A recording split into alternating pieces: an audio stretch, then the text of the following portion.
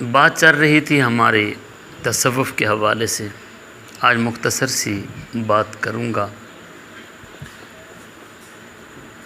میں بیٹھا، آج صبح پڑھ رہا تھا ایک انگریز کا مقالہ، اردو ٹرانسلیشن تھی اس کی۔ فرانسیسی ایک سکالر ہے، اس نے تصوف کی سادہ لفظوں میں جو تعریف کی، اس کا 2 لفظوں میں ترجمہ جو بنتا ہے وہ بنتا ہے داخلیت اسلام۔ وہ کیا ہے؟ داخلیت اسلام، یعنی اسلام کو اپنے من میں اتار لینا، یا یوں کہہ لیں کہ تن پر سوار کر لینا اور من میں اتار لینے کو کیا کہتے ہیں؟ اسلام کہتے ہیں۔ اس کا نام ہے لوئی ماسینون، اس سکالر کا نام ہے۔ جب اس نے یہ بات کی نا تو مجھے اللہ پاک کی کلام پاک کی آیت مقدسہ یاد آئی۔ مالک الملک فرماتا ہے ادخلوا فی السلم کافہ، اے ایمان والو پورے اسلام میں داخل ہو جاؤ۔ اب اگر ہم یہ دیکھیں اسلام کی 2 صورتیں ہیں،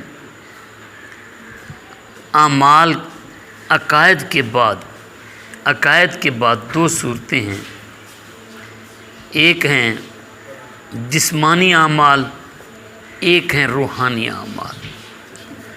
اب یہ جو جسمانی اور روحانی اعمال کی تشریح کی گئی ہے، یہ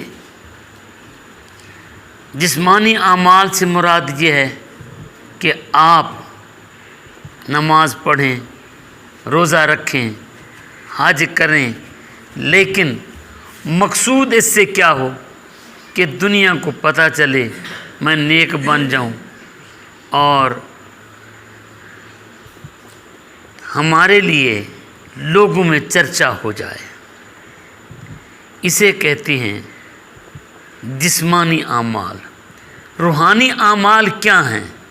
روحانی اعمال یہ ہیں کہ آپ کے نماز جب ہو نا، نماز پڑھتے ہوئے پھر وہ نبی پاک صلی اللہ علیہ وسلم کی حدیث پاک سامنے آ جائے، انت عبد اللہ کأنک ترا، تو نماز ایسے پڑھ گویا کہ تو خدا کو دیکھ رہا ہے۔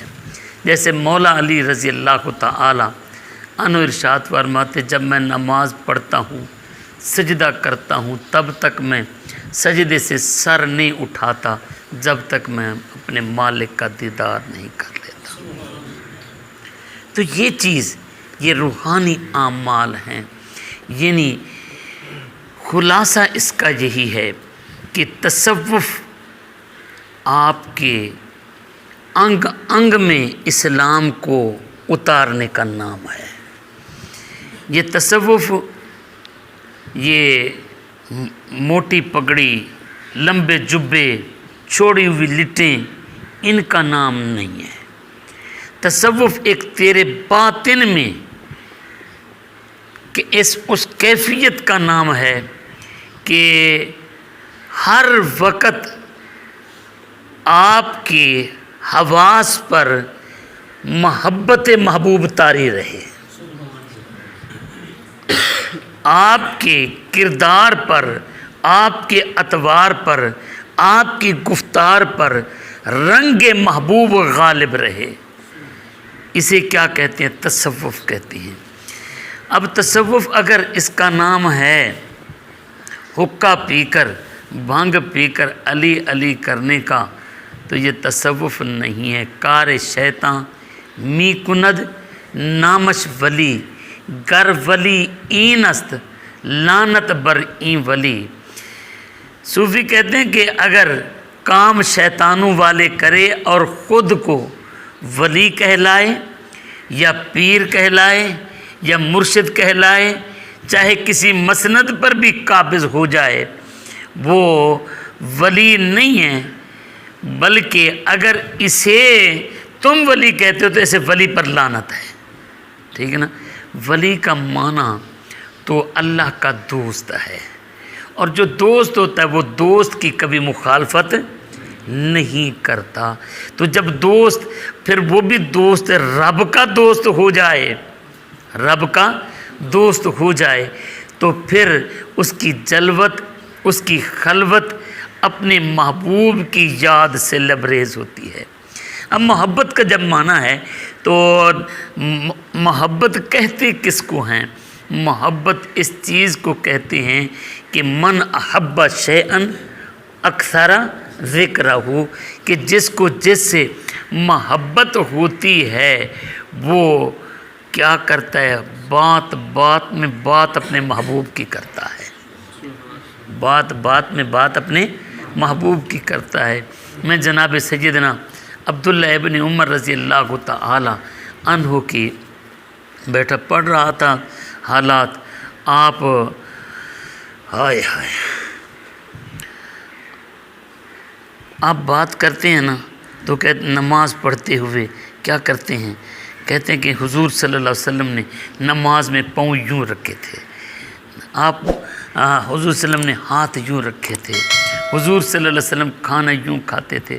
حضرت ایوب انصاری رضی اللہ تعالی عنہ کے پاس جب نبی پاک صلی اللہ علیہ وآلہ وسلم مہمان ہوئے نا، تو آقا صلی اللہ علیہ وآلہ وسلم بالا خانے میں رہتے تھے، وہ نیچے رہتے تھے۔ ایوب انصاری نے کھانا بھیجنا، جب غلام برتن واپس لاتا نا تو پوچھتے حضور صلی اللہ علیہ وسلم نے کھانا کیسے کھایا تھا؟ کھانا وہ بتاتے یوں کھایا تھا۔ اچھا برتن میں ہاتھ کدھر سے ڈالا تھا؟ وہ کہتے جی حضور صلی اللہ علیہ وسلم نے اپنی شہادت والی انگلی یوں برتن میں ڈالی تھی، اور یوں کر کے گھما کے کدو شریف کی پھاڑی ڈھونڈی تھی، اور یوں پکڑا تھا اور یوں منہ میں ڈالی تھی۔ حضرت ایوب انصاری کیا کرتے؟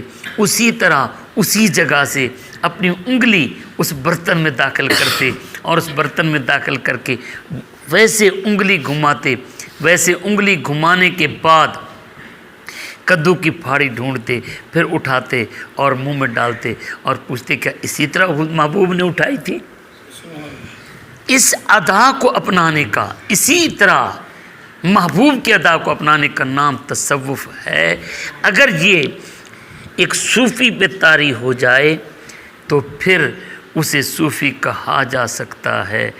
اگر نماز نہیں، اگر روزہ نہیں، اگر یہ کہہ کر کہ یہ جناب سنت غیر مؤکدہ ہے، وہ بندہ چھوڑتا چلا جائے تو اسے صوفی کہلانے کا حق نہیں ہے۔